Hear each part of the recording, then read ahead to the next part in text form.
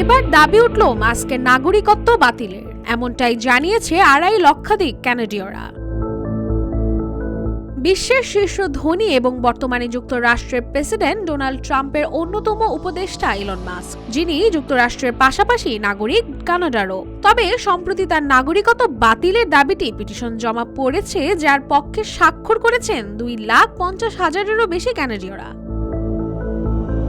দক্ষিণ আফ্রিকার প্রিটোরিয় এক ধনী পরিবারে ইলন মাস্কের জন্ম হলেও মে মাস্কের মাধ্যমে কানাডার নাগরিকত্ব লাভ করেন ইলন। কিন্তু বর্তমানে যুক্তরাষ্ট্রের নাগরিক এবং সাবেক মার্কিন প্রেসিডেন্ট ডোনাল্ড ট্রাম্পের ঘনিষ্ঠ উপদেষ্টা হিসেবেও পরিচিত তিনি। সম্প্রতি বিবিসির এক প্রতিবেদনে বলা হচ্ছে, ইলন মাস্কের বিরুদ্ধে উঠেছে অভিযোগ। বলা হচ্ছে, একটি বিদেশি সরকারের অংশ হয়ে কানাডার সার্বভৌমত্ব দুর্বল করার চেষ্টা করছেন তিনি।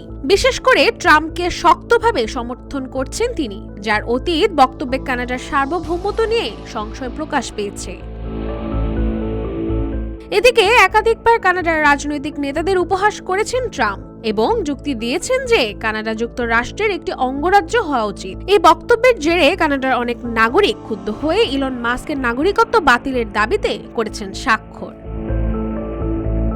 এই বিষয়ে কানাডার ফেডারেল আইন প্রণেতা চার্লি অ্যাঙ্গাস বলেন, এই প্রতিক্রিয়ার মাধ্যমে সাধারণ মানুষ অ্যালিগ্রাক ও চরমপন্থীদের কর্মবর্ধন শক্তির বিরুদ্ধে ক্ষোভ প্রকাশের সুযোগ পাচ্ছে। বামপন্থী নিউ ডেমোক্রেটিক পার্টির সদস্য অ্যাঙ্গাস আরও বলেন, ইলন মাস্কের মতো ব্যক্তিরা আমাদের দেশের জন্য হুমকি।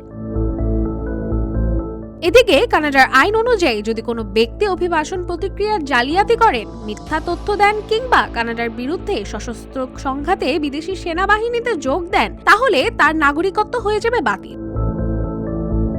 তবে এই আবেদনের বিপরীতে ইলন মাস্ক বা কানাডিয়ান কর্তৃপক্ষ এখনো আনুষ্ঠানিক কোনো মন্তব্য না করলেও বিষয়টি নিয়ে কানাডার রাজনৈতিক অঙ্গনে চলছে ব্যাপক আলোচনা। রাশিকা হোসেন, রূপালী বাংলাদেশ।